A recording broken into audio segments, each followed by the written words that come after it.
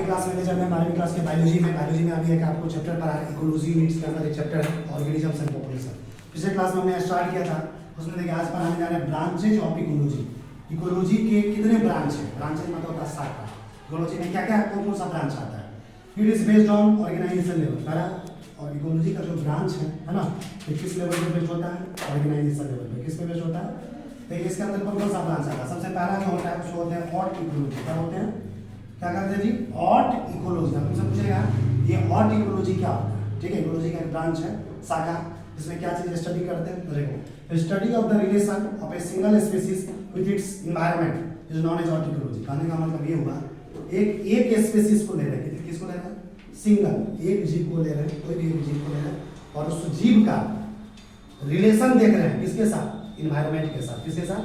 किसी भी एक सिंगल जीव को ले रहे हैं, सिंगल स्पीशीज को ले रहे हैं, किसी वातावरण जो चारों तरफ है उसके साथ उसका कैसा संबंध है, उसको हम जिस ब्रांच में स्टडी करते हैं ना, उसी को हम लोग क्या बोलते हैं? Autecology. क्या बोलते हैं? दूसरा ब्रांच इकोलॉजी का जिसको बोलते हैं सीन इकोलॉजी। क्या बोलते हैं? तुमसे पूछेगा सीन इकोलॉजी में क्या करते हैं? Study of the relation of the group of different species with their environment. कितना आसान है।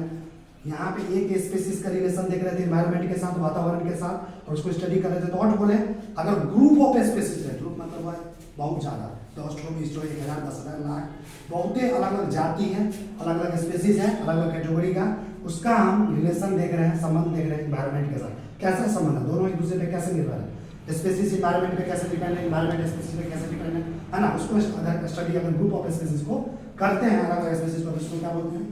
Scene ecology. इसमें सिंगल स्पीशीज है, इसमें ग्रुप ऑफ स्पीशीज है, अलग अलग स्पीशीज है। आगे देखो, इकोलॉजी हायरार्की। अब एक टर्म आता है इकोलॉजिकल हायरार्की। ये इकोलॉजिकल हायरार्की क्या है?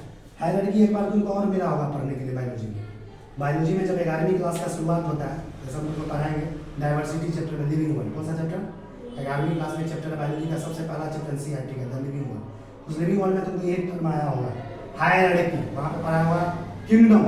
किंगडम के जस्ट नीचे कौन होता है? डिवीजन या फाइलम। डिवीजन फाइलम के जस्ट नीचे क्या आता है? क्लास। क्या आता है? क्लास के जस्ट नीचे क्या आता है? ऑर्डर। ऑर्डर के जस्ट नीचे क्या आता है? फैमिली। फैमिली के जस्ट नीचे क्या आता है? जीनस। जीनस के जस्ट नीचे क्या आता है? स्पीशीज। ये टैक्सोनॉमी में पढ़े होंगे, पहला कॉन्सेप्ट। तो ये हायरार्की जो इकोलॉजी में जो हायरार्की है, इकोलॉजिकल हायरार्की थोड़ा उसको देख लीजिए। सबसे पहले जीरो लेवल पे कौन चीज होता है?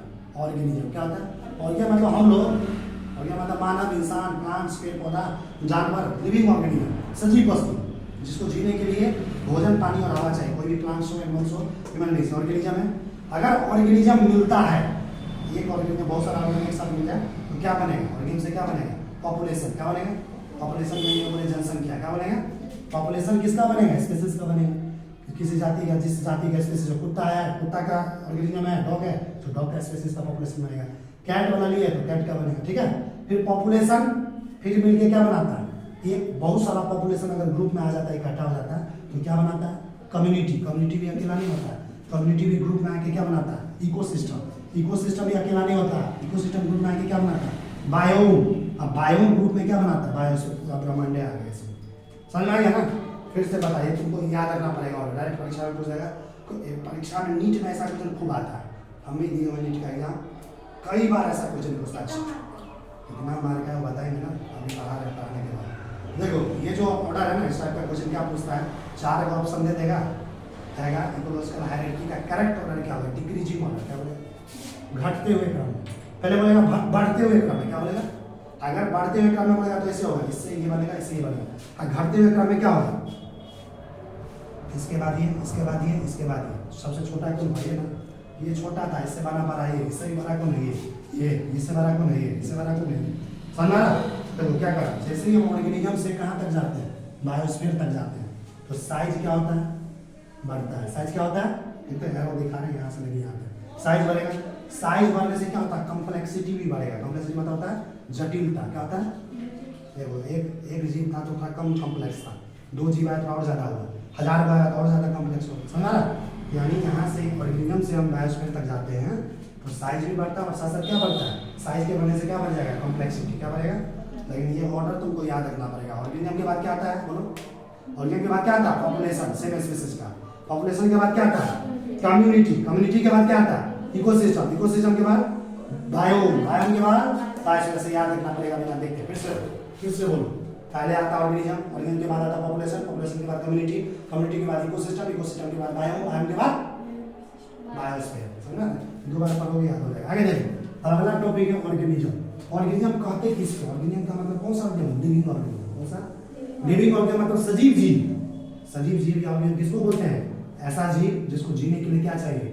फूड, एयर और वाटर। ऐसा जीव जिसको जीने के लिए क्या चाहिए? भोजन, पानी और हवा। भोजन, पानी और हवा के बिना क्या हम लोग रह सकते हैं क्या? एक सेकंड में जिंदा नहीं रह पाएंगे। तो वैसे चीजों को जीव बोलते हैं। An organism is as known as unit of ecological hierarchy. देखिए ये जो इकोलॉजिकल हायरार्की था इसका सबसे छोटा यूनिट कौन है? ऑर्गेनिज्म। वही तो लिखा है। Organism is as known as unit of ecological hierarchy and basic unit of ecological study. और इकोलॉजी को स्टडी करना तो उसका सबसे बेसिक यूनिट क्या है? बेस तो यही था ना। ये नहीं रहेगा तो क्या ये बन पाएगा? अरे ये नहीं रहेगा तो ये बनेगा, और ये नहीं बनेगा तो क्या ऐसा बनेगा? तो सबसे बेसिक यूनिट कौन हुआ? Ecological hierarchy. पूछेगा परीक्षा में। देखो जितना पॉइंट निकालते यही सब घुमा घुमा के क्वेश्चन पूछता है। परीक्षा में करता क्या है? थ्योरी यही रहेगा, क्वेश्चन बस घुमा के पूछा रहेगा। दिमाग है कि नहीं बच्चे के पास? तो जो भी चीज आप पढ़ के जाएंगे समझ के पढ़िए। क्या चीज? साइंस मैथ का सबसे खास बात होता है एक एक चीज को समझ के पढ़ना। समझ के पढ़ोगे तभी नीट निकलेगा, तभी जेईई मेंस निकलेगा, तभी जेईई एडवांस निकलेगा। रट रट के लोग सिर्फ बोर्ड पास कर सकता है, समझने के बाद कंपटीशन कभी नहीं निकलेगा। समझा ना? इसलिए जो भी चीज पढ़ते हैं उसको समझ के पढ़िए, कोई क्वेश्चन घुमा के पूछेगा। बस समझा ना? चीज यही रहेगा, बस इसको दिमाग लगाना पड़ेगा। तो ये सब पॉइंट बहुत इंपॉर्टेंट है। ऑर्गेनिज्म जो होता है इकोलॉजिकल हायरार्की का सबसे स्मॉलेस्ट यूनिट होता है। परीक्षा पूछे व्हाट इज ऑर्गेनिज्म, एक नंबर का आपको लिखना पड़ेगा बिना देख के। Organism is smallest unit of ecological hierarchy and basic unit of ecological study. आगे देखो यूटिलिटी। ऑर्गेनिज्म छोटा भी हो सकता है। ऑर्गेनिज्म क्या? जीव छोटा भी हो सकता है ना, स्मॉल। बड़ा भी हो सकता है, लार्ज भी हो सकता है। यूनिसेलुलर मतलब हुआ एक कोश की। एक यूनिसेलुलर मतलब क्या हुआ? जो एक कोश का बना होता है उसको क्या बोलते हैं? यूनिसेलुलर। जीव मल्टीसेलुलर भी तो हो सकता है, जैसे हम लोग क्या मल्टीसेलुलर। हम लोग क्या है? बैक्टीरिया क्या? यूनिसेलुलर। क्या? आगे देखो fix life span but to take natural है। तुमको पता होना चाहिए किसी भी जीव का लाइफ स्पेन जो होता है ना, जीने का अंतराल, वो फिक्स होता है। और किसी भी जीव का पहले जन्म होता है, क्या होता है? बर्थ होता है। उसके बाद क्या होता है? उसका मृत्यु होता है। बर्थ से देख उसका खास लाइफ स्पेन। कितना व्यक्ति हुआ 60 साल जीता है, कोई व्यक्ति 70 साल जीता है ना, कोई व्यक्ति 90 साल जीता है, कितना व्यक्ति 115 साल भी जीता है। तो ये जो पीरियड होता है ना, जन्म से लेकर मृत्यु तक का, इसी को कहा जाता है लाइफ स्पेन। क्या कहा जाता है? तुमको रिप्रोडक्शन चैप्टर पढ़ा रहा है बायोलॉजी में। रिप्रोडक्शन चैप्टर पढ़ा है ना, जो चैप्टर पहला हटाया गया है इस बार सिलेबस से, उसमें ये पढ़ाया जाता है लाइफ स्पेन। अलग अलग जीव का लाइफ स्पेन क्या है? कुत्ता का कितना है, एलिफेंट का कितना है, इंसान का कितना है, समझा? ऑर्गेनाइज लाइफ स्पेन भी ऑर्गेनाइज होता है। तो आज हम आपको हमारे इकोलॉजी चैप्टर यानी ऑर्गेनिज्म एंड पॉपुलेशन चैप्टर का ये वीडियो लेक्चर कैसा लगा? इसको लाइक कीजिए, लोगों को भी शेयर कीजिए। अगर इस चैनल पर नए हैं तो सब्सक्राइब कीजिए। फिर से मिलेंगे नया वीडियो लेक्चर लेकर इकोलॉजी चैप्टर।